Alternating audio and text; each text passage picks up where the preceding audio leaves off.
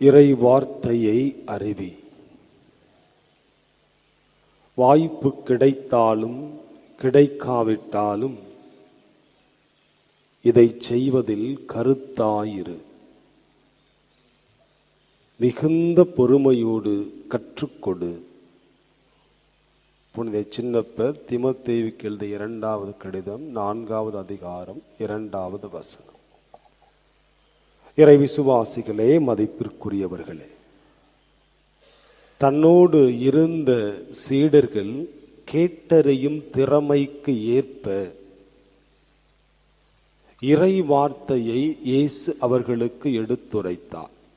தனிமையாக இருந்தபோது அவர்களுக்கு அவற்றை விளக்கிச் சொன்னார். நாமும் இயேசு கிறிஸ்துவை போலத்தான் வாழ்ந்து கொண்டிருக்கிறோம். நம்முடைய தாத்தா பாட்டியெல்லாம் நம்ம கையை பிடிச்சு கோயிலுக்கு கூட்டிட்டு போய் கடவுளை பற்றிய அறிவை, கடவுளை பற்றிய புரிதலை, அவர்கள் பெற்றுக்கொண்ட இறை அனுபவத்தை நம்மோடு பகிர்ந்து கொண்டார்கள். அந்த பகிர்வின் வெளிப்பாடுதான் இந்த ஆலயத்திலே கூடியிருக்கிற நாமும் நம்முடைய பிள்ளைகளுக்கு இறை வார்த்தையை, நாம் பெற்றுக்கொண்ட இறை அனுபவத்தை, நாம் உணர்ந்த கடவுளை நம்முடைய பிள்ளைகளுக்கு சொல்லிக் கொடுத்து கொண்டேதான் இருக்கிறோம். அதைத்தான் இயேசுவும் செய்தார். இறை வார்த்தையை எடுத்துரைத்தார், அவற்றை விளக்கிச் சொன்னார்.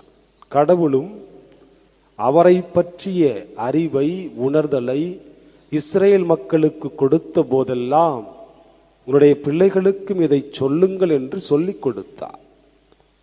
விடுதலை பொருள் புத்தகத்திலே 12வது அதிகாரத்தை நாம் வாசித்தோம் என்றால் 26, 27 அந்த வசனங்களிலே நாம் எப்படி வாசிக்கிறோம்? நீங்க எல்லாரும் இந்த எகிப்து தேசத்தை விட்டு உங்க நாட்டுக்கு, கானான் தேசத்துக்கு போனதுக்கு அப்புறம் எனக்காக பலி செலுத்துங்கள், வழிபாடு செய்யுங்கள். அப்படி நீங்கள் வழிபாடு செய்கிற போது இந்த வழிபாட்டின் அர்த்தம் என்ன என்று உங்களுடைய பிள்ளைகள் கேட்கும் போது, எகிப்திலிருந்து எங்களை கடவுள்